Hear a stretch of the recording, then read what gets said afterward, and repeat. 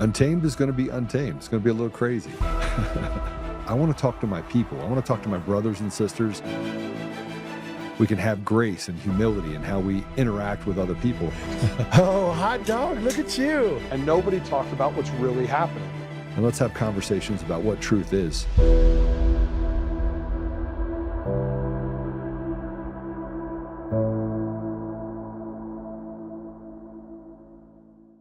They don't want any expert to explain how compromised the entire election system is. The architecture is compromised, the implementation of it is compromised, and the operational use of it is compromised. Okay, I had firsthand experience on every one of those things in multiple locations. It's completely compromised. That's exactly the opposite of what you're told in the media. It's safe and secure. It's secure. It's secure.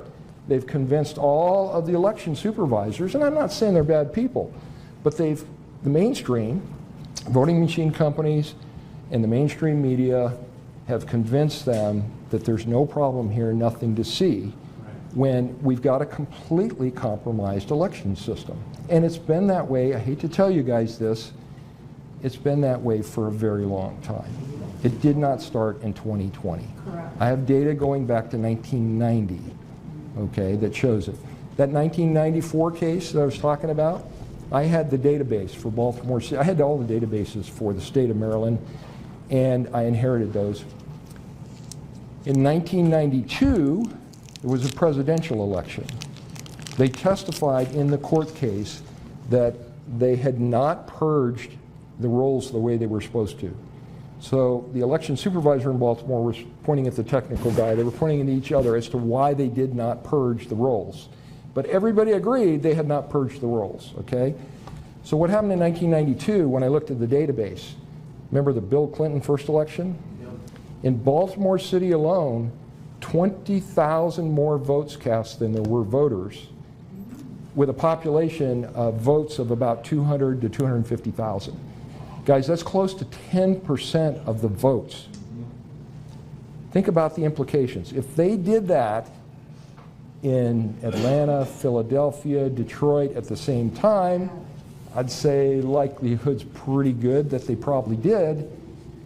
If you remember, Bill Clinton didn't get 50%, right? We had a third-party candidate, Ross Perot. There's a really good chance that Bill Clinton did not win the 1992 elections. Sure. That he was installed in 1992. And H.R. 2, when he got elected, you know what it was? It's the Motor Voter Law. It's the National Voter Registration Act. That was H.R. 2 under Bill Clinton. And they got it passed, and it went into effect. And as soon as it went into effect at the beginning of January 1995, they passed it in 93, the voter rolls began to bloat. So welcome back. We keep getting back into elections. I'm sorry I'm a few minutes late, and I'm going to tell you why I'm late. One, I was talking to the people over in Wyoming they have an election group, an election committee that presents evidence related to elections there. And I've been trying to figure out how, if you haven't heard yet, we have judges. We have a sitting judge in the state of Colorado that wants to blow the whistle on the judiciary in the state of Colorado, and two previous judges that want to do the same thing. So we got 3 judges, and now so I put out a video and I said, hey, listen, by the way, pull that video if you would. I put out a video, and this video was, it's on Facebook. Actually, just take it off Facebook and put it on X, if you would, please, and True Social and everything. But they want to blow the whistle on bad behavior by judges. And the fact that it's rotted, the judiciary's rotted out, and these people are absolutely slave drivers that have done everything they can to destroy the very people they say they represent. And stolen elections been going on for decades. By the way, that was a throwback from Conservative Daily Podcast that the Skiff on X put out. It's about 4 years old. And we had Dave Lindbergh, we had him on the show back a few years ago. Interesting stuff. It's interesting stuff because they think that we're stupid. And the smarter we become, and the more we get to the place where we can understand what's actually happening, the more they want to restrict and put their hands on our throat. Our elections have been stolen for a long time. Now, he talked about 92, 96, 98, 2000. But remember, in 2004, you had Clinton Curtis that actually testified that they were asked to build a system that could flip votes. So they could stop just injecting ballots into it and creating this this puffery that steals elections on the national stage. Now they could do it any election, anytime they want. And they brought these machines in. They treat you like you're an idiot. And you know you're not. And when you see it, they just use the media in order to ridicule you and take away your ability to have justice. And now we find out that the justice system is nothing more than a bunch of slave traders that act as enforcers for organized crime. But Jason Crow, he was a Colorado congressman. This guy's a piece of trash, man. Think piece of trash. He's like, oh, I was in the military. I don't care if you're in the military.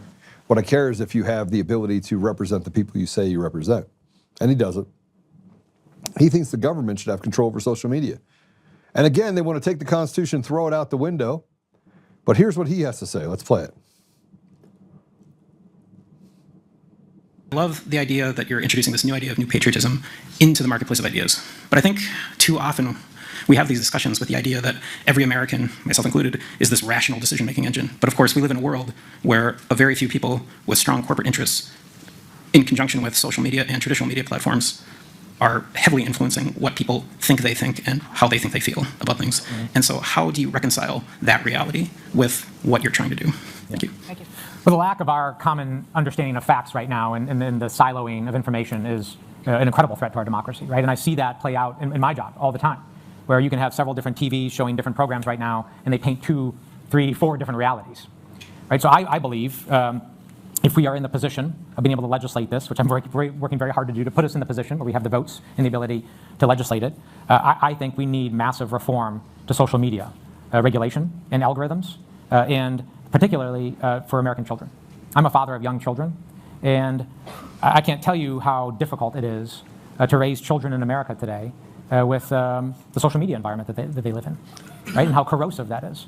So I believe we need to actually ban social media for young children. We need to take it out of our classrooms, and we need to regulate algorithms that are tearing our country and community and our children apart. Right? The social media companies and the big tech companies have proven themselves irresponsible and incapable of self-regulation. So our government has to step up and regulate it. And we have to build a coalition across partisan lines. And actually, this is an area of bipartisanship, I can tell you. There are many people, Republican, Democrat, and Independent alike, that knows that this is a problem. And it's destroying our families, our communities, and our government. Well, there you go. He thinks that basically the question came from someone who thinks that they're really smart. Has anyone run into people that say that they're really smart and they're actually not? They're not smart at all? It happens more often than we know.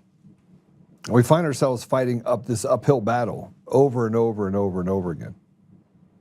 And the people that say that they're really smart are actually the ones that are pretty unintelligent. They're the ones that have been indoctrinated through this deal to say that you should cut off penises and that the vaccine is the only way to go. Only now you have doctors and people coming out saying, I did not give my patients informed consent. It's now coming out. So they want to censor people's ability to get information by saying that the information that you can get is the only information that we give you. I want you to think about that. Like, what kind of world are we in?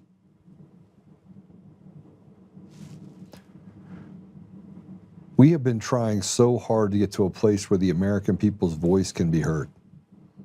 They say you must have machines. They treat you like you're stupid. They ostracize the experts that are out there.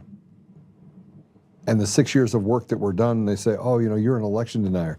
They use it like a slur like you would use against a race. And then they say stuff like, we're the authority. Sit down, shut up, slave. You're the slave. Sit down, slave. And yet we can't get basic, like just give us no mail-in ballots.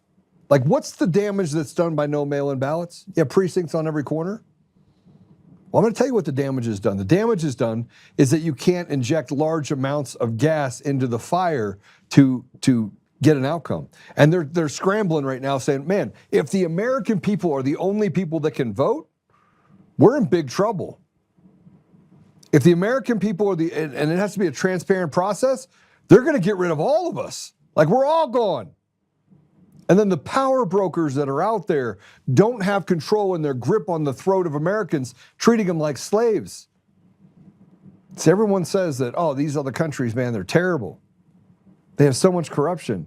Our corruption is doused in a facade that literally is the emperor has no clothes. We can't get the SAVE Act passed, and there's already a push for another bill that betrays the American people.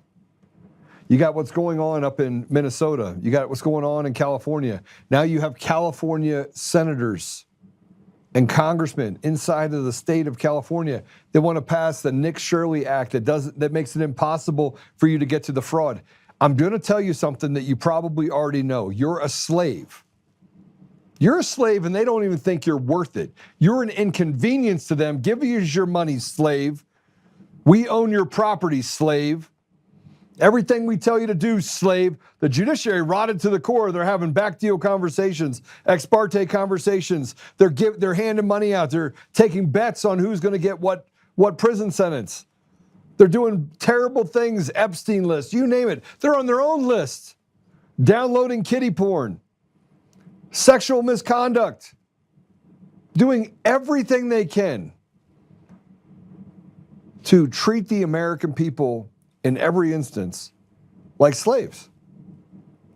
But in the middle of all that, they want to pass the Dignity Act. They want to push a bill that helps illegal aliens. They haven't helped the American people in so long, we don't even know what it looks like. We don't have roads on the, I mean, you look at Colorado, it's like a criminal's playground. They want to make it impossible for you, the American, to be able to take care of yourself, to defend your home. They want to strip you of your Second Amendment rights. And now Jason Crow says, let's take your First Amendment rights too. And the more we speak and the more we speak up, the less they make sense. And it doesn't matter if you're a Democrat or Republican, guys, it does not matter. None of that matters. What matters very simply is, are you willing to be their slave? Because now they want to do this replacement theology and bring in these people from the outside and say, we're going to destroy the ethos. We can't get rid of these people. We've only basically clawed back 10%. We got 90% left to go. But the American people are constantly treated as if they're a second-hand citizen, a third world citizen in their own country. But they're already talking about in multiple states, California, Colorado, other places, how do they take more meat off the bone? And the smarter you really are, build a business, do things, build things in your community, the more of these pieces of trash want to take it from you. So now you have the Dignity Act because we can't get the SAVE Act passed because God forbid we do something for the American people. So now they're like, well, we first have to give free health care, free child care, free to illegals while giving the middle finger to the American people. Let's go and play it. There's a new amnesty bill in Congress called the Dignidad Act. The name's in a foreign language because it benefits foreigners over American citizens, giving legal status to as many as 12 million illegal aliens, stops ICE from deporting illegals, and allows many deported illegals back into America. Worse, the Dignidad Act expands work visas, replacing American workers and undercutting wages. The Dignidad Act is an amnesty bill. Learn the facts and join the conversation.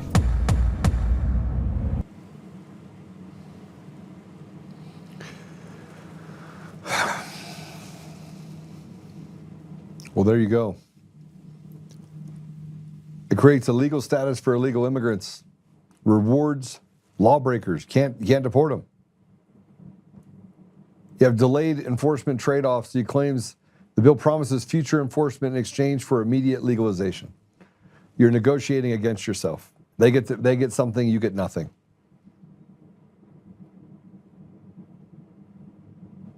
Even without direct citizenship, because it doesn't give them real citizenship. This legal status gives them de facto amnesty. They can do whatever they want. And it's bipartisan. Do you mean unipartisan? Our country it's just broken. It's broken. Our states are run by criminals. You got Crow that wants to basically strip you of your ability to have a First Amendment on the internet because someone might believe the truth that you're saying, and that might be dangerous to someone.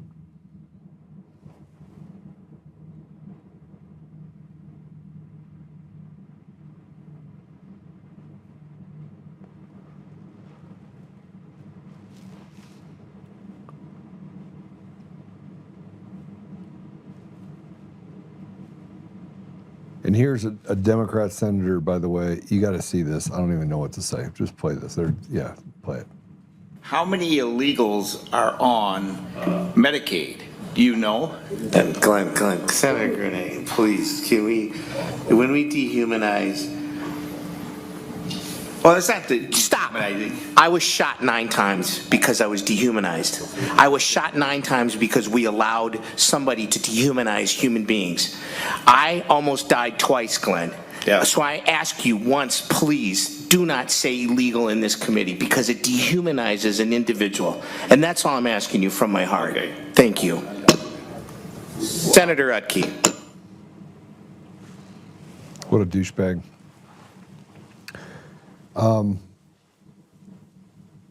You can't. Every time we turn around, they keep moving the goalposts, moving everything. And in Virginia, they're changing how they award electoral votes in a presidential election because they're afraid of you, the American people. So they just want to change it. I mean, and who better to do that than the CIA governor candidate of Virginia? The CIA.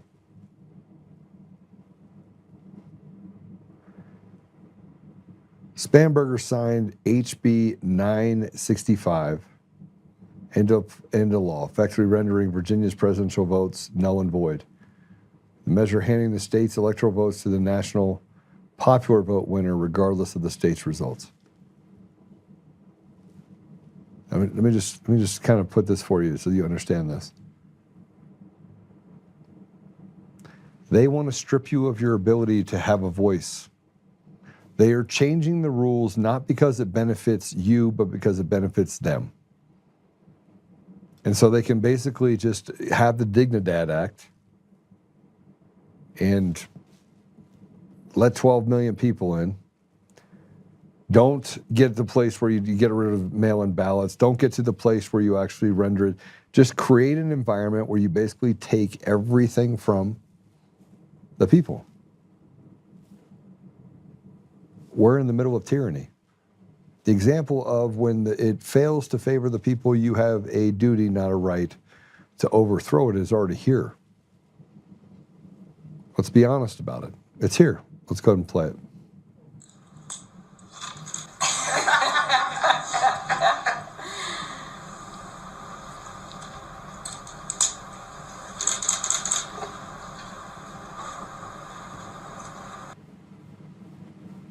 The devil. Another synagogue of Satan individual, by the way, which I've talked about before.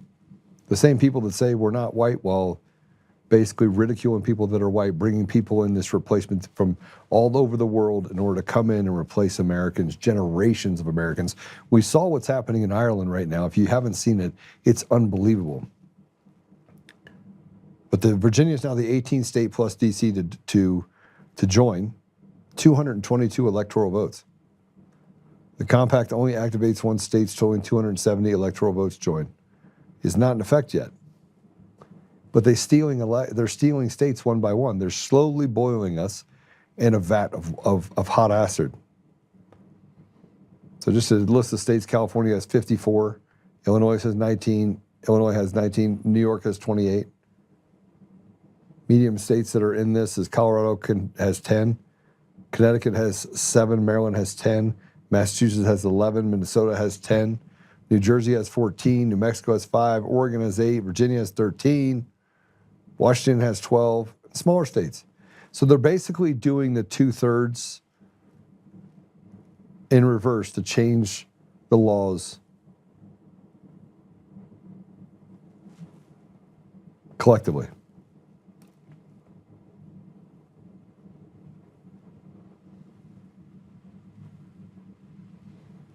And now we have an update on if that's not enough. If the fact that these retards, these pieces of shit, these traitors to our country, these treasonous traitors to our country, which by the way just keeps getting worse because they keep doubling down now. President Trump was supposed to come in and just wipe it all out. It hasn't gotten wiped out. Now we're just fighting with each other and having to deal with a bunch of BS. And I don't care if you're a Democrat, Republican, or an independent. All three of you, by the way, don't matter. You are a slave. You are an inconvenience to these people. And we started talking about the update on Shawnee Kirkhoff, the one that had the gate analysis that was the pipe bomber that failed her polygraph test. So now what's happened is that the federal government is going to double down on Brian Cole and hit him, go ahead and put this up here, hit him with another superseding indictment, naming 2 additional charges of terrorism and attempt to use a weapon of mass destruction in this case. You can't make this stuff up. You've got a autistic, barely functional black kid, and you're throwing the book at him for something he did not do. Our entire country is fundamentally broken, and we got a bunch of cowards that aren't willing to do what's necessary in order to fix it. That's the reality. That's how I feel about it. I feel like this is crazy. This kid's the pipe bomber, and you know what? I'm Judas Priest. We know it's not true. We absolutely know it's not true. Oh.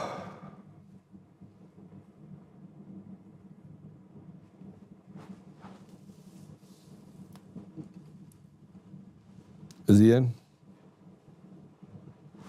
Bring him in. Seth Keshel's going to join us.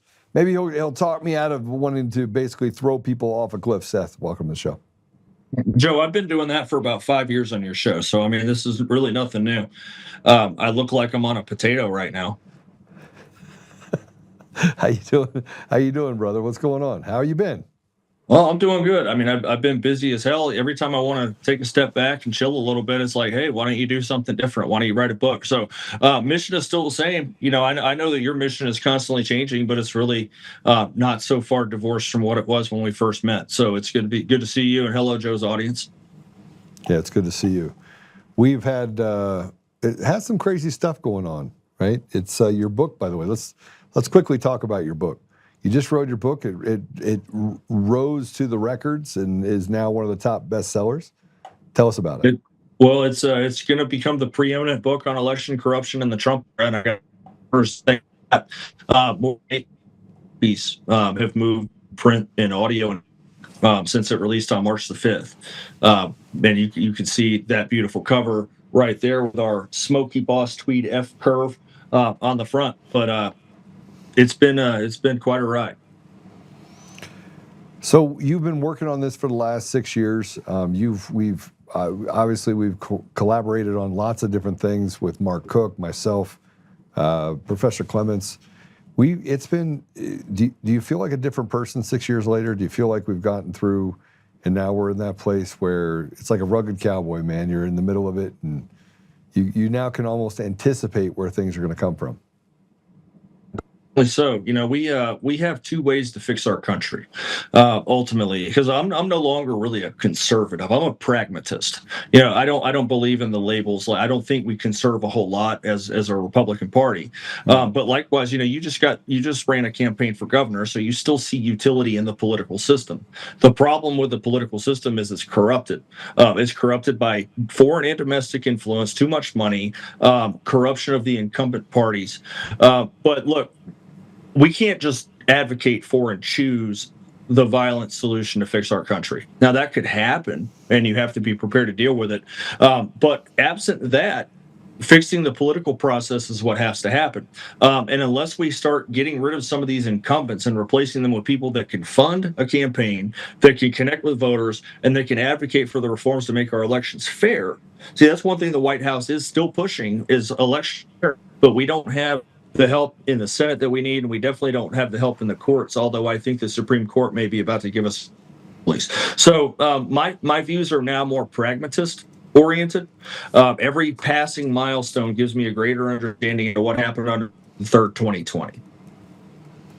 Okay, so we talk about 2020, but man, we've been looking at elections going back to the early 2000s, 2004, 2008, 2012.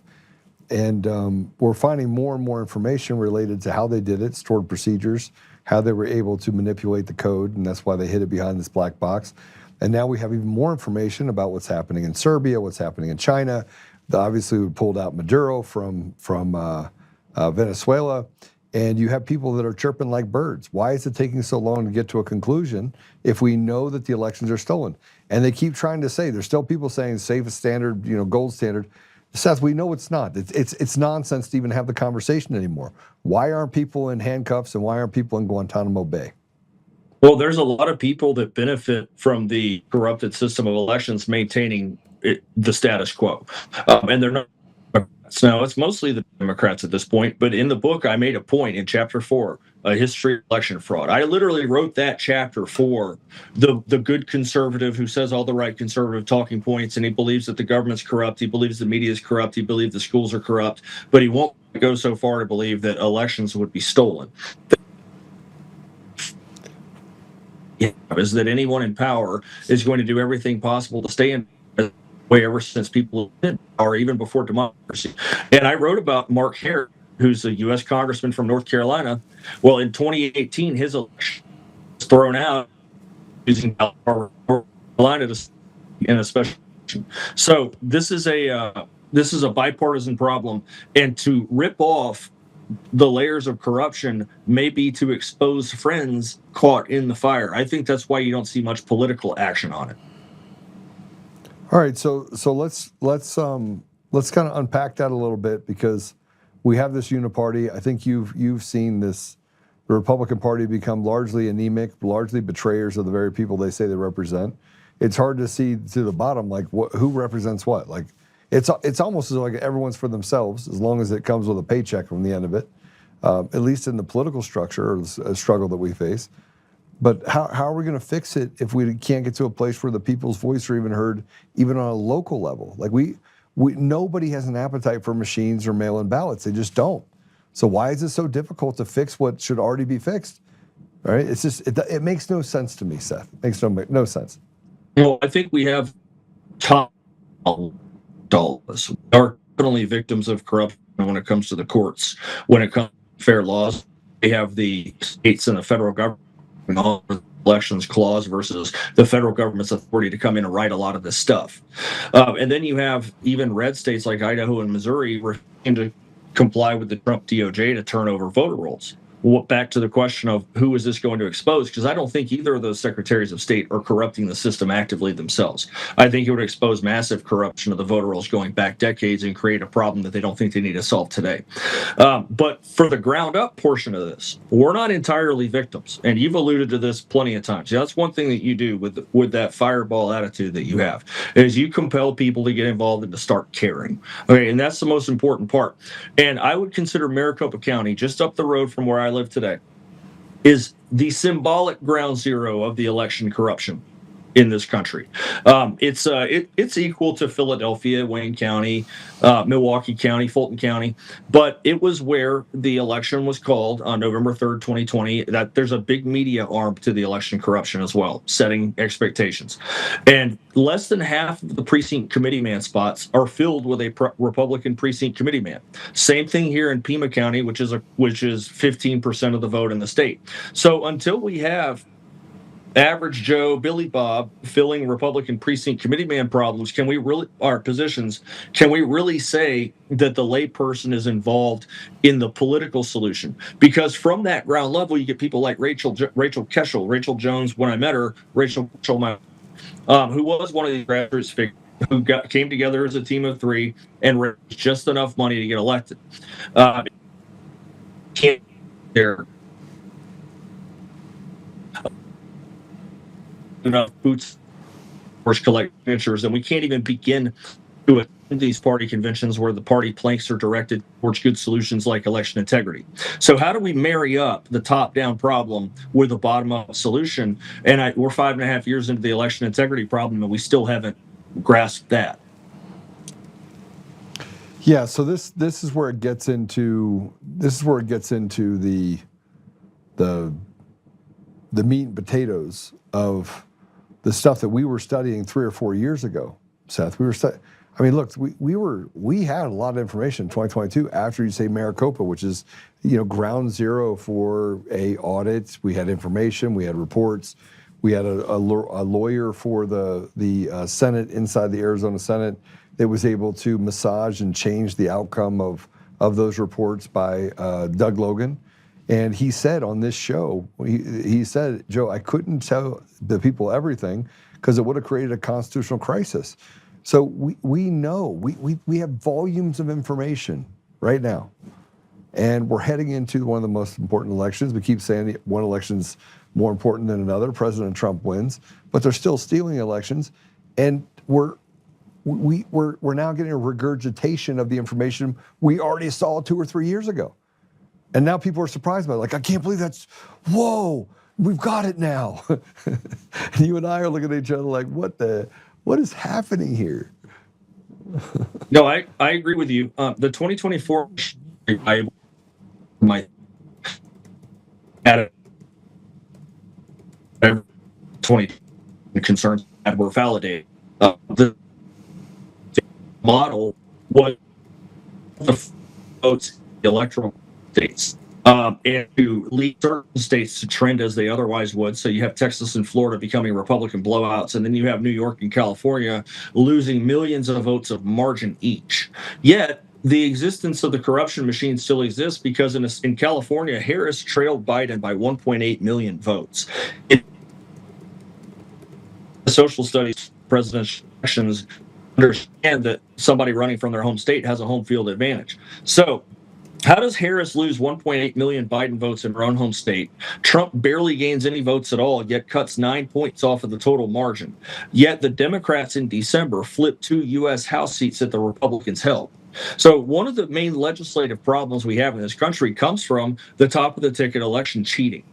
In 2020, 2022, 2024, I can count 9 Republican Senate seats that should exist otherwise. That would not be a 53-seat majority. It would be 62. We'd be having a much different conversation about where the SAVE Act is today with 62 GOP senators in a thicker Republican House majority. Correct. So I mean, are we doomed going into this election? I mean, we won't pass the SAVE Act. And by the way, it's Republicans, not Democrats, that are stopping it from happening. Right? Yeah. And the reason why they give is that there's no problem with our elections. From a piece of shit, John Thune, an absolute garbage heap.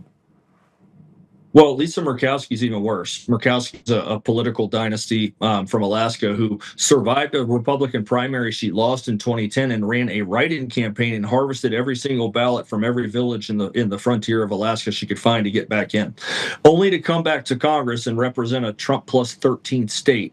And tell people that you don't need this because a few people in Alaska might have trouble getting an ID.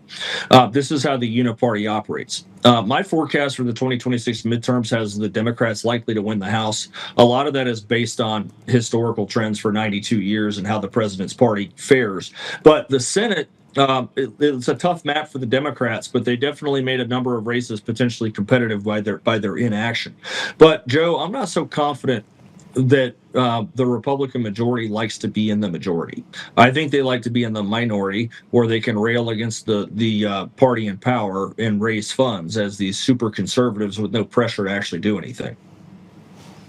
Just is amazing. We've been talking about the massive amount of fraud for so long that it's almost So this, by the way, I want to play this to get your thoughts on it. I have a couple of things I want to play, but this one is Tina discussing the image on the Dominion server before the Secretary of State came in. Play cut 2. for people that don't know what's going on, I took an image of the Dominion server before the Secretary of State came in to what it turned out to delete election records. 4 people simultaneously were being raided at the same time, including myself. So they are looking for anything and everything to try to discredit us or discredit me as a whistleblower because of what we found on these Dominion machines. And I took steps to investigate the results of the 2020 election.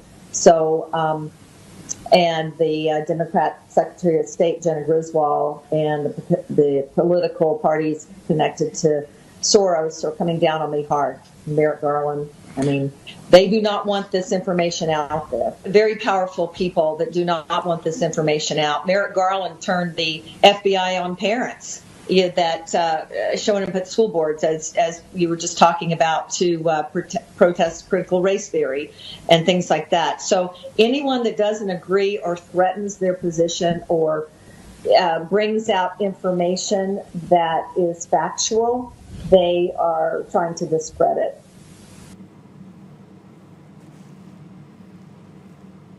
We've seen it over and over and over again. Everyone is an election denier. Everyone is bad, except for the very people that are doing it. And if you look over the last 20 years, Seth, the record is 0 and probably 2,000 of whistleblowers or people that have come forward with information that were not slandered and put into a hole. FBI whistleblowers, IRS whistleblowers, election whistleblowers. Tina Peters sits in jail for 9.5 years. There's 0 amount of tolerance given to those people that do the right thing.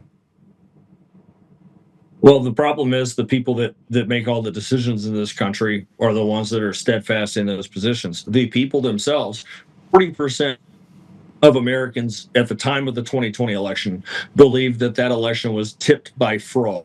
And it was only 42,918 ballots between Georgia, Wisconsin, and Arizona that tie of the Electoral College. 42,918, that's nothing. 10,457 here in Arizona. So, but the people over the years, you and Dave, other people that went around the country talking about election, up to 66% of Americans in 2024 didn't trust American election system. It's still 62% according to Rasmussen reports. So now it's holding steady that 3 out of 5 Americans don't believe of elections is trustworthy, and this is why you see the Overton win shifting now to where there's so much heat on the Senate to pass it back. That doesn't do us a lot of good here in the short term, but you can just test it out online. I recently waded back on that. I don't like platform because it's so tough. If you post fraud related things, you don't find all the trolls showing up anymore because there's far fewer of them to troll you about a topic everyone knows exists. That's why I created the phrase electile dysfunction and all of the symptoms that go with it, because you have to be able to throw the ridicule right back at them. Yeah, so we've thrown the ridicule back at them. It doesn't seem to have any teeth. And maybe I'm being a little bit more, brash about this in particular, but there's got to be a way to get this information. I feel like every time I have a conversation with someone in the Trump administration, or if I talk to someone in Congress, I have to start at 0 and build it back up. It's as if they're not even paying attention to what's happening in our society. Yeah, I share the same frustrations. I knew from the get-go that it was going to be very hard to pass any meaningful legislation through the Congress, which is the major issue. Some things that we need to pass amendments for, but there probably are ways. Now, I mentioned earlier that I think the Supreme Court is going to accidentally throw some relief at the elections problem, and the way these work, a few more things. So there's a case, Watson versus Republican National Committee. Watson being the Secretary of State of Mississippi. I'm not so sure that he's not running this case on purpose just to get defeated, just so there could be a precedent now. But Mississippi is far from a problem when it comes to elections. But they do have laws that allow for the counting of late absentee or mail-in ballots. So all 6 Republican-appointed Supreme Court justices appear to be highly frustrated with Mississippi's argument that we should be allowing late counted mail-in ballots, and they're constantly reinforcing the language, election day, election day. It has to mean something. So I think we're going to get a decision on that case that late arriving mail-in ballots are no longer valid. And that's going to really hurt states like California, Nevada, Oregon, Washington that have used that. I think Colorado counts theirs a little bit quicker than a lot of the other states, but as you know, middle of mail-in ballot help. So if we can get some relief there, then we could potentially extend the argument to deal with early voting, which the early vote period, especially in Pennsylvania, 7 weeks before Election Day, the mail-in ballots are going out. If that gets cut, then we're going to see some big-time relief when it comes to mail-in ballots. Okay, so let's say they give you a relief. We're still dealing with the fact that we had an executive order that was supposed to get rid of those. What did it not? Well, the left went out and sued every court they could to get most of that order tied up, which is exactly what's going to happen with the most recent order. But I think that was probably by design to expedite it to the Supreme Court. That's why the last order was pretty narrow, dealing with the state's postal service rather than the states to verify who's going to be getting a mail-in ballot. The states also have to sell it. So that fact that these states with are not then that the very difficult work that we do to try to move the fraud down, the very hard one thing that's worked against us for all these years. Yeah, I missed some of that because you broke up, but I think I got the gist of what you're saying. But I do think that President Trump specifically said that you can't have mail-in ballots, correct? Well, you can have them. Like Florida had for ADA and narrowing the line of who can get one. Well, so like Florida, areas we are in Arizona, 3/4 of the ballots come in, and we have citizens who are addicted to the mail-in. To me, today, unless you keep breaking up. We're getting like every third word. All right, come back up in your chair. Okay. He's going to go out and come back in. So what he's doing, he's talking about the narrowing of what's happening. If we had the SAVE Act, we would at least have another layer on this. But the Democrats are out there fighting against it tooth and nail because you're taking away the ability for them to cheat. Now, nobody wants to talk about that, but that's the reality. And it doesn't just cheat for the Republicans. It cheats the Democrats out of proper representation too. And the only people that want to be involved in elections are people that are relatively weak, as far as being elected to office in most instances, because you can't get into. Nobody that's competent wants to sit in line and go through the different processes that are necessary in order to become elected. Now, as I said that, I was like, listen, there's a lot of really good people that are running for office, and I want to be clear that, frankly, if you have strongholds where the Republican candidate can get into office, great. But in most places, it's a 49-51, you win by 20 or 30 votes because they've basically created an environment where that becomes standardized. Is he back? All right, bring him back in. All right, we got you again? Yeah, we'll see how this works. Having all kinds of fun today. What's that? You connect back to the internet? Look, my Wi-Fi is being stupid today, so I'm actually on cell service right now, so we'll see how that goes. Okay. All right, so give us an update on you. I mean, we've talked about all these elections. It's been a tired 6 years. How are you doing? You're now in Arizona. You live in Arizona? Yeah, live in Tucson. Still busy fighting the fight. I'm the first gentleman of Arizona's 17th legislative district, so I do a lot of support for Rachel. We're up to our eyeballs in elections this year. It's going to be a tough year. Midterms are like that. Our district is also the only district where Trump ran left of his 2020 numbers in 2024. So we've got a little bit of that suburban slide, a lot of McCainite voters in our district. So anyway, we're trying to get reelected. This is Rachel's last run, and then we're going to move into a different sector of trying to fix things. What do you think happens in 2028? Well, I think that it's a little bit far. In March of 2020, the president appeared to be on track to be reelected. And then the coronavirus was sprung on everybody. All the rules for the elections were changed, and the election became what I constantly describe as a quasi-election. Right now, in 2028, the Democrats have a lot of political issues, especially when the 2030 census hits, because a lot of their states are going to lose a ton of population. If Trump and the Census Bureau handle the census right, they could really gut that party. Now, it only does as good as the Republicans do in delivering on as many of their agenda items as possible. Right now, if I had to put money on it, I would put money on J.D. Vance or Marco Rubio winning the presidency in 28. I actually think Rubio is our guy. Well, one of those two will be the nominee. Yeah, I think Rubio can win it if we can get the election stuff handled. He definitely has been a pretty strong.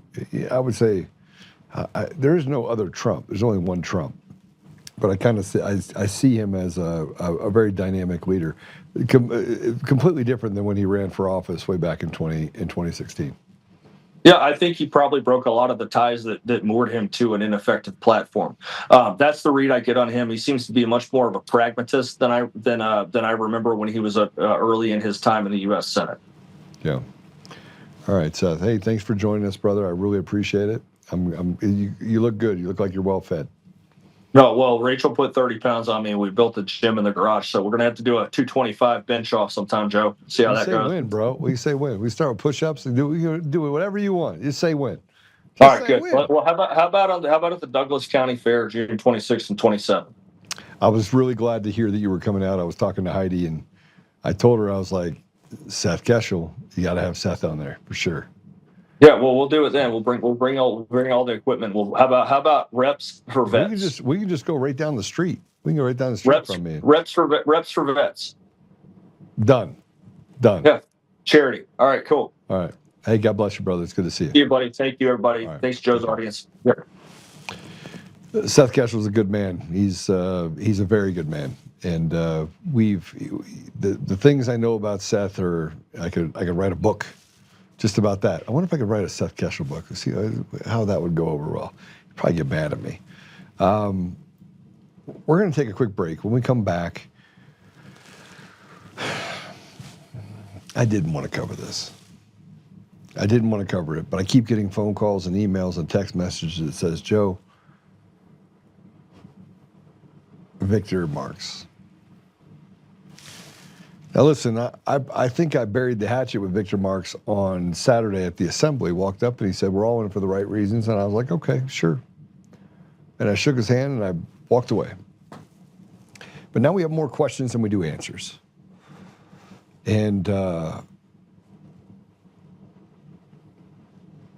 yeah, let's take a break. When we come back, we're gonna take a very different approach to Candace Owens deal. And if you say, I don't like Candace Owens because someone else doesn't like her, man, I don't know how to feel about things, but I am no longer throwing out information and saying someone's not credible because someone else tells me that they're not credible.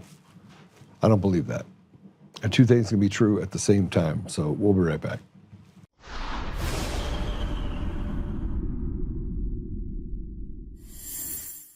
Hi, I'm Joe, Supreme Leader of DCF Guns. What is DCF Guns, you ask? We're the best damn gun store and range in the universe. Do we have guns? We have all the guns. We got small guns. We got big guns. We even have beastly guns. We offer all types of training, and we have 5 ranges across our 3 locations. I'm a good shot. And of course, we have all types of ammo. We even have flamethrowers. Woo! We offer incredible membership opportunities, and members save even more on guns, ammo, and accessories. Come join the DCF family today, where we keep the range hot and the deals hotter.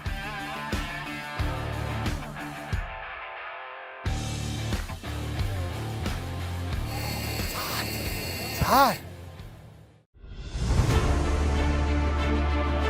In every thread, in every stitch, Honor-Bound USA weaves the fabric of the American spirit. It's not just apparel, it's a testament to God, family, and country. At Honor-Bound USA, We're a family of patriots who put our faith, family, and America first. When you visit our website, you'll find a line of products that embody our commitment to pray, stand, speak, and act. As the official site for the Untamed podcast, all of our products proclaim speaking the truth with courage. We also have the powerful documentary from Professor David Clements, Let My People Go. Identify yourself as one of the few who are willing to stand for what they believe in. Join the Honor-Bound USA family today. Wear it as a badge of honor, commitment to the values that shape us, and a pledge to the bright future we will build together. Because when you're honor-bound, you're not just wearing a brand, you're embodying a lifestyle.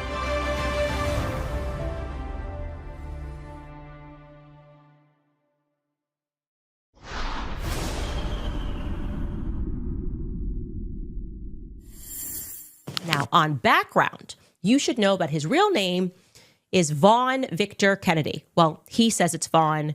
His military record says it's Vo with no N at the end, but we'll say Vaughn Victor Kennedy. Now, by the time he was 17, he had lived in 17 homes and attended 14 schools. He was involved with drugs, fights, and theft in high school. He regularly tells the story about the abuse that he endured at the hands of his stepfather, a man that he refers to as Mr. K. But his stepfather's real name was Glois Dean Kennedy. And his stepfather served in the Army and did counterintelligence. And thereafter, he ran an international drug smuggling ring out of Jamaica, for which he eventually pled guilty and was convicted of conspiracy in 1987 for attempting to import 1,400 pounds of marijuana from Jamaica. Also charges which included money laundering, aiding and abetting. He was sentenced to 14 years in prison. Okay. Now, Victor's brother, Mike Kennedy, who would go on to become an attorney, also pled guilty as the co-conspirator in that drug trafficking ring. He took a plea deal, so he only served a year and a day in exchange for testifying against his stepfather, Glois. What about his biological dad? Victor Marx's biological dad was apparently cut from the same cloth. His name was Karl Marx. Okay? And he was a pimp, a drug dealer, and also a world-famous martial arts expert who spent time in a mental hospital for his homicidal tendencies. Now, I know what you're thinking. You're thinking maybe Victor had angelic grandparents who kept him safe from all of this dysfunction, but you would be wrong. Now, unfortunately, his grandfather, on his dad's side, killed his grandmother before he turned the gun on himself and committed suicide in public. What about Victor himself? Well, Victor killed a man at the age of 7, but to be clear, Victor is very open about that story, as he is with every story. Some people don't believe his stories. I'll let you be the judge.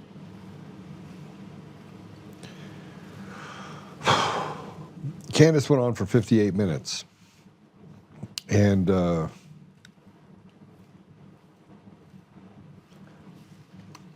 I went and met with Victor Marx before I announced that I was going to be running for governor of Colorado. And I met with almost all of them. First I met with Greg Lopez. So Greg actually went and becoming an independent, getting in the middle. I went and met with everyone except for Barb Kirkmeyer, and I ended up going to meet with Barb Kirkmeyer later. And I met with Scott Bottoms. I'm a big fan of Scott Bottoms. I endorsed Scott Bottoms when I got out of the governor's race. You don't have to agree with everything, and I'm not going to preface this by saying that Candace Owens is a bad person, because she's not. If you think she is, something's wrong with you, not me.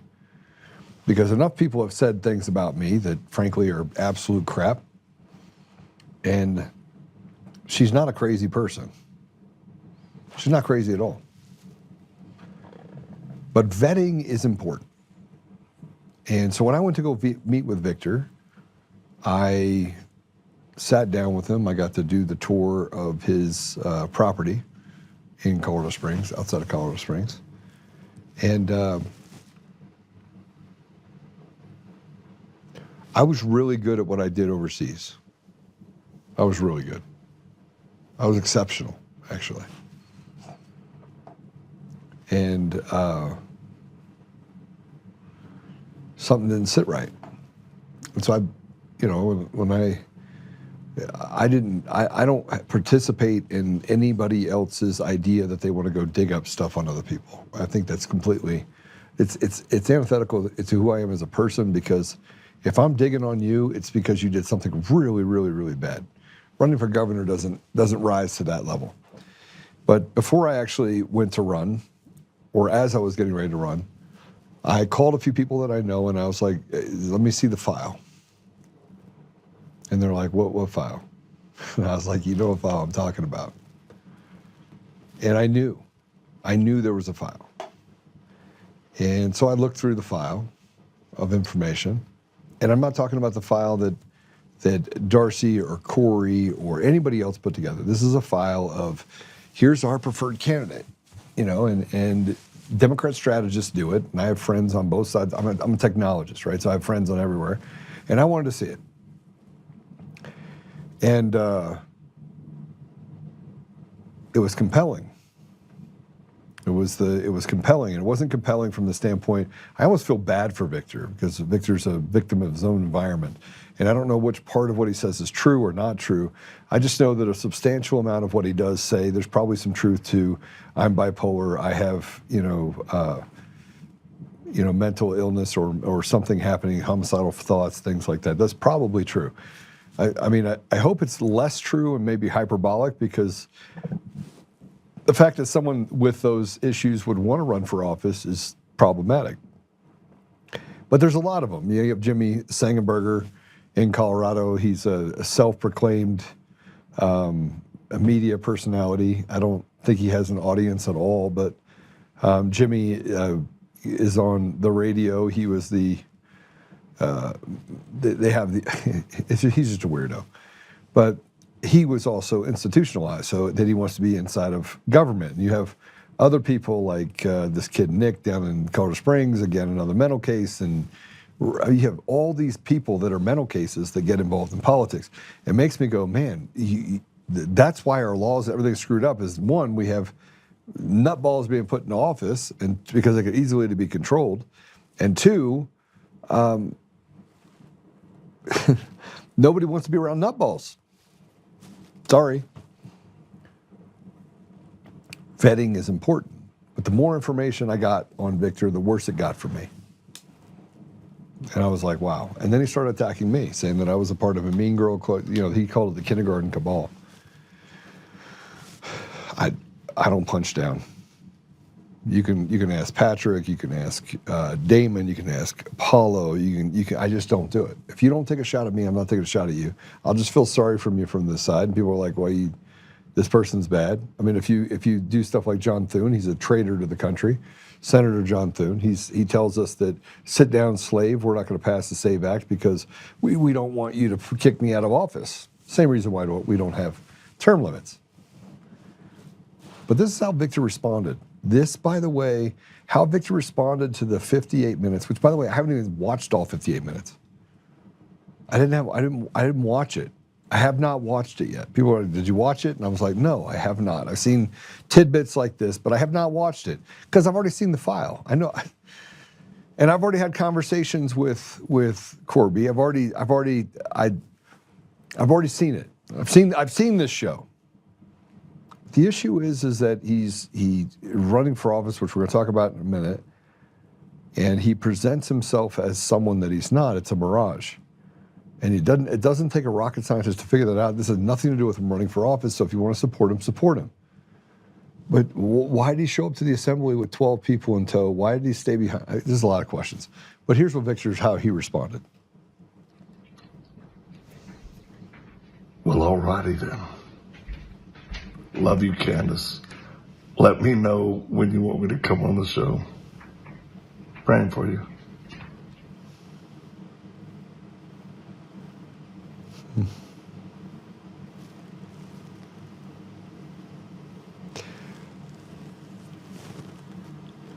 If you take your glasses off right before you're going on to a thing and you want to make it a production, that's great. And it's okay with me if Victor decides to drop out. I think it'd be better for his mental health, frankly. Because you don't hide from people. Let's just go to the General Assembly. You don't hide from people in a room upstairs telling everyone you're going to sweep the assembly, you're going to take it from everyone, and you don't get top ticket. And now there's 80 votes more than you had people that were in the assembly. If you want to know what happened in Colorado, you had the assembly, there was credentialed, and then versus credentialed number of ballots, there was 80 more votes than we had people. Which they explained it away and said, well, you know, it was because you had the vice chairs and the chairs, and so they left, or excuse me, they didn't have badges, so maybe that was the discrepancy. And I go, okay, that checks. But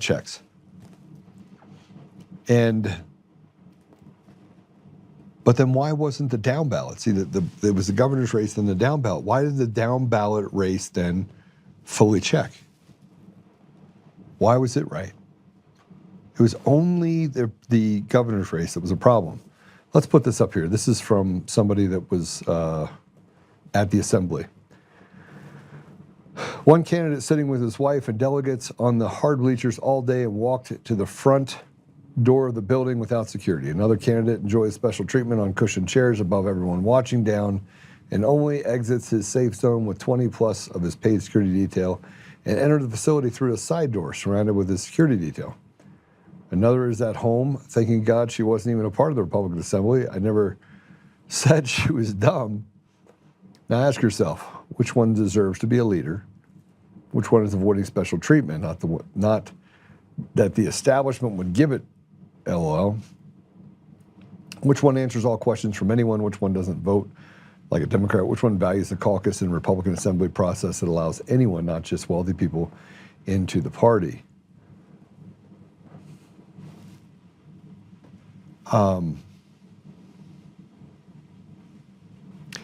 We have a problem inside of it. Look, everyone wants there to be a hero, and Ryan said this on a show that maybe Joe, you're not the hero that we deserve, but you're the hero we need right now. Can't figure out if he's trying to insult me or if he's saying that I'm basically Batman. But Mark Cook had to put something out yesterday because Victor Marx then stopped going to a debate. He backed out of a debate.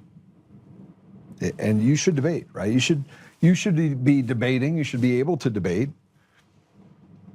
And so he put this up. This is Mark Cook. Victor Marx says that you have to vote for me to see who I am, candidate for Colorado governor. He just declined yet another debate while other candidates gladly show up and meet the voters. If you won't face the people before the primary, why should they trust you after? Those are the fake, do not debate, don't ignore the signs, people. Make sure everyone has their eyes wide open. He also refused to call me about how elections are being manipulated in Colorado and to learn what happened to Tina Peters. Then lied about it. When someone shows you who they are, believe them. And it goes through that Lopez said yes, and Barb Kirkmeyer said yes, and Scott Bottom said yes, and Victor Marx declined to be at that debate. Why? Why? And it was a pretty simple deal. And we have our issues in Colorado with people not getting along. I get it. I showed up last night to a Tea Party meeting expecting that I'd get some hard questions, and I did. I spoke for about an hour and 15 minutes, told them what I planned on doing. But everywhere I turn, I get slandered. Everywhere. And they say it's all Joe's fault. Well, you know how Joe is. You know how Joe is. No, how am I? And there's this guy out there, his name is Jeff Hunt. I mean, you can't write this script. You cannot write this script. Jeff Hunt has been talking about me and saying things about it's Oltmann derangement syndrome. It's all over Colorado. Start with this guy named Ray Garcia. He's super fun. Says that I'm going to go out and raise money illegally, and I mean, if raising money would be a novel concept for the Republican Party in Colorado, period. But somehow I'm going to do it illegally because Joe's going to. This is the excuse they're going to make. Joe's going to go raise a ton of money, and when he does, he did so illegally, which I won't do it illegally. I will raise a lot of money, But this Jeff Hunt guy has been just knee deep in Victorville. And so Ryan Schuling put something up because Victor and Jeff put out posts that were almost identical. Go ahead, put it up. Anyone wanting to know whether Jeff Hunt is the official hype man for Victor Marx? As I've joked before, the Flavor Flav to Marx's McChuckdy. You need to look no further than the side-by-side comparison of social media posts. Who's zooming who, as the great Aretha Franklin once asked. We'll break down real Candace Owens' wild assertions about Marx during the 3 hours, 8 a.m. Mountain Time of Ryan Schuling Live today. Okay, so if you put these side by side, in fairness, Jeff went first. So Jeff said, this is the synopsis of Candace Owens on Victor Marx. By the way, it was written by AI. And if you put the other one next to it, it goes through all the same things. It's the same. It's the same. It's identical. Official response to Candace Owens' show today, snapshot of what Candace Owens says about Victor Marx, accused of international arms trading, trafficking, Haiti, Israel, possible Iran. That's not true. There's no possible Iran. But they're identical. And so I had to respond because I think we owe it to ourselves to be at this place in the game, regardless of running for state party chair. If you can't get in front of people, if you can't feel comfortable being around people, and you have to have 20 security guards, for what? Is the Republican Party that bad, or are you setting yourself up for a Julius Caesar moment? What's happening here? There's no credible evidence that shows that you saved 45,000 children. You said that I served 45,000. You went from saving to serving 45,000 because 45,000 would put him in the upper echelon of exceeding anybody else's wild expectations of how many people that they've been able to save collectively over a storied 40-year career. And there's other things that have come up, such as, are you a 7-3 black? Stuff that to me is trivial. It is trivial. You'd say, no, Joe, it's not trivial. It's important. I actually got to the place before he attacked me where it didn't bother me what he was saying because I was just like, whatever, right? Just get in there. I'll be honest with you. If we can get a Republican candidate that basically does shrooms all day, but he can actually do what the American people want him to do, that'd be 1,000 times better than somebody on either side that thinks for themselves and does apex work, in my opinion. Sorry, that's the reality. Someone that does. Here's a novel idea. How about we have someone that doesn't betray the people? Can we do that? Maybe. But here's what I wrote. I hope it's not true. I said, is it true? I hope it's not true. I pray none of it is true. Whether it is or not, I think it deserves more scrutiny. I think Candace laid it out her case. I also think Jeff should not be lazy in fanboy responses. The allegations are serious. I would like to see Victor go on Candace's show. He said he would. I think Candace should let him go, or let him. I'll be listening to Ryan for sure, though, on Denver's K60, 630 K now. And then underneath it, I did respond as well, if you'll actually pull up Ryan's deal, because he responded there. Actually, I think he responded to this as well. I don't actually know if he did or not. Oh boy. Stop for a second. So this person said, go down, there you go. Nothing Candace says is serious. Matter of fact, if Candace attacks someone, my support for that person only grows. And I'm thinking to myself, something's wrong with you then. The part about thinking for yourself is taking it all in and waiting for the dust to settle. I'll never throw the baby out with the bathwater. I want to know what the truth is. Do I think that Candace is credible? Yes, I do. And the fact that the mainstream media hammers on her, do I think Macron's wife has a penis? I don't know. I mean, they said Michelle Obama does too. And I do joke about it, but frankly, she kind of looks like a woman. But then again, I look at like Malaysian and the Thai women, the lady boys, and they look like women too. Right? So I don't know. Here's what I do know. all of our elections are stolen. Every single one of them.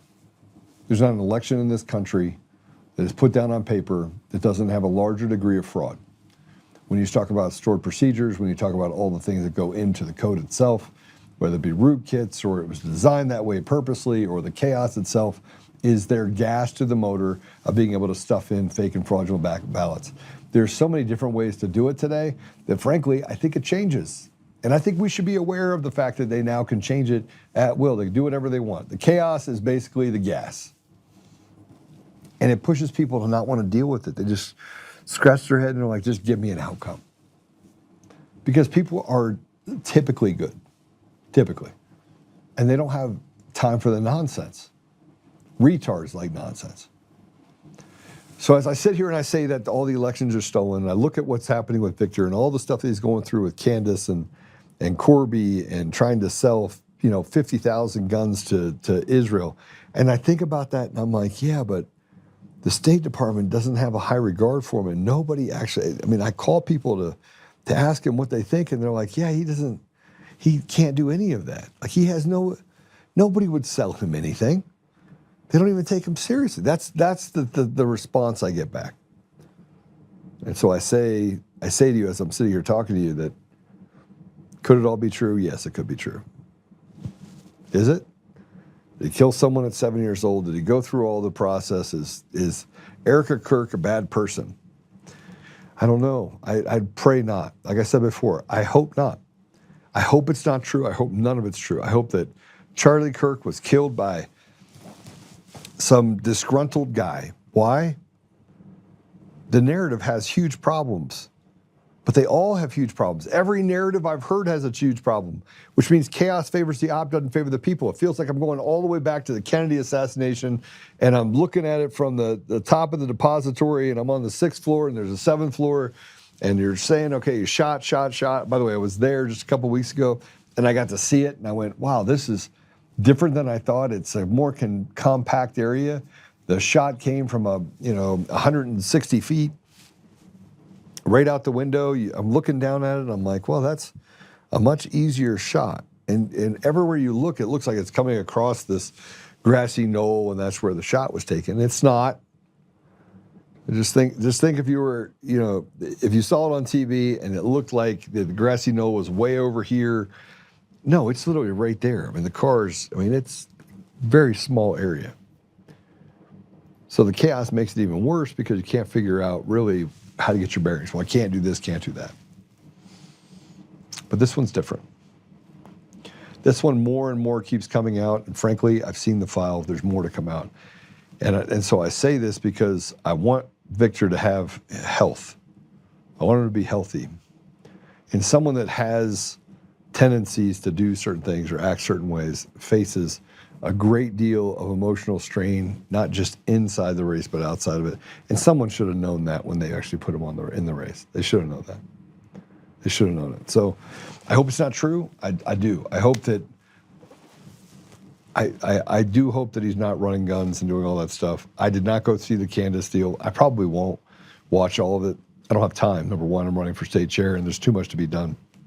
But this brings me back to the two questions that I want to ask you. I've asked it now for the last 2 days. Do you like to win or do you like to lose? Which one? And then I'll ask you this next question. Do you care how you win?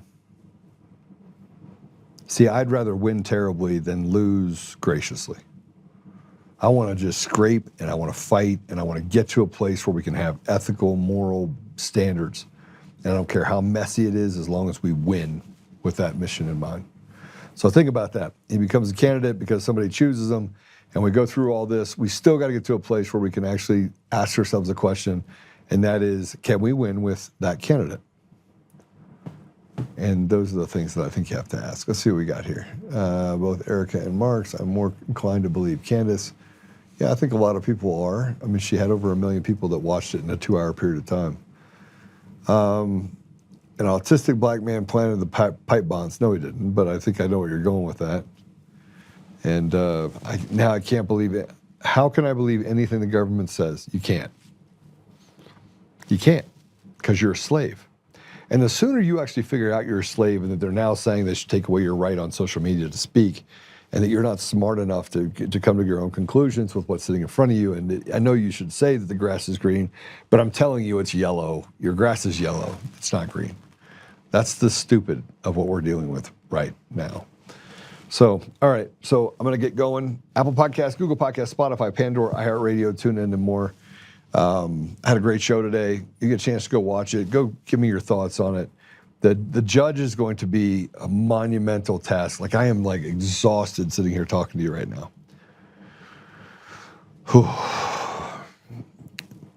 We're going to have a sitting judge that is going to give us information about what's happening in the Colorado. And if you're listening to this and you are a county clerk, or excuse me, a court clerk, or you work inside that environment, you want to whistleblow, we will protect you. We will make sure nobody knows your name. No one knows your name. They won't know your name. They won't be able to hear your voice. We will guard everything. But it'd be nice to have more attorneys to get on board on this show, more judges, and literally just break it down and show the American people that our judiciary is literally the devil reincarnate, because that's what it feels like. All right. Where's the show? I haven't done it yet, Murph. I haven't done it yet. It's going to be a big one, though. It's so big that it's really big. It's so big I had to bring it to you, and then I was like, okay, I got to create cover. So the first thing I have to do is I have to create cover for the people that are coming forward, including the sitting judge and then previous judges, and then we want to be able to get lawyers in. And by the way, you can look at any one of my social posts, anyone, the video on Facebook or otherwise.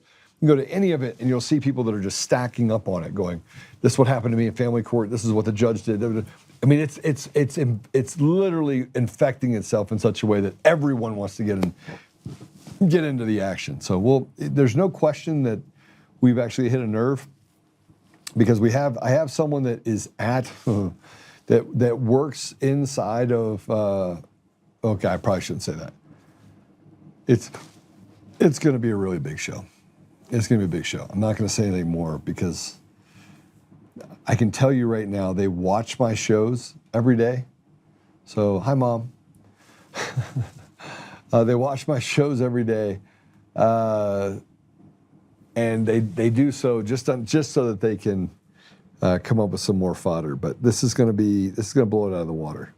It's going to blow it completely out of the water. So it'll be good. All right, let's pray. Can we pray us out?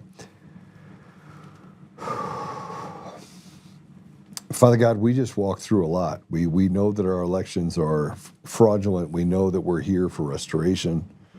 We know that there are many things that you've asked us to do collectively in order to get to a better place inside of society. So this restoration that we kind of push towards. And we're grateful, Father, to be born at a time such as this and to be involved here where we are. But we're battle worn, and we feel like we're dealing with a lot of different parameters that maybe we're not. We don't exactly know what the outcome is going to be. So, Father, I just ask you to give us wisdom and give us discernment, and allow us to stand together and do what's right by the people that we are chartered to represent, our brothers and sisters in our community and in our country. Help us, Father, that we can see this through. We can maintain our courage and commitment to each other. And help us, Father, that we may make sure we maintain a grounding, bringing things back to you rather than thinking we have all the answers. So, Father, I ask these things humbly in the name of the Son, Jesus Christ. Amen. All right. So we're going to have judges for the judges. We'll get it all done. Still don't have the truth on the Kennedy assassination, make elections great again. Yeah, I'd like to do that. All right. Hey, God bless you all. I will see you tomorrow.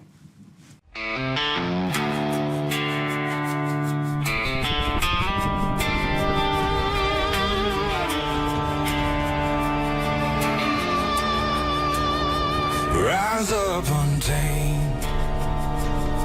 In the heart of the fire where the wild ones roam, Joe Oltmann's calling, bringing truth back home. From conservative daily to this untamed fire, we shatter the silence, lifting spirits higher. No chains can hold us, no lies can can prevail, authentic and fearless on this rugged trail. Patriots gather under stars and stripes. Untamed nation, igniting the nights.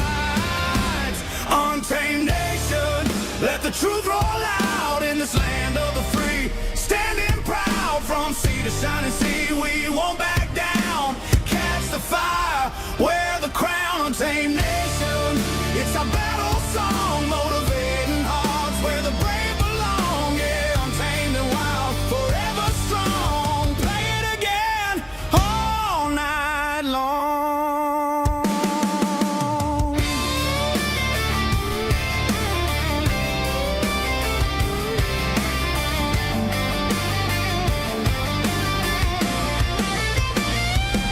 Break the mold, chase the real, no more games, time to heal. Joe's voice leads the untamed crew. Truth matters through and through. Untamed nation, let the truth roll out in this land of the free. Standing proud from sea to shining sea, we won't back down. Catch the fire, wear the crown. Tame nation, it's our battle song, motivating hearts where the brave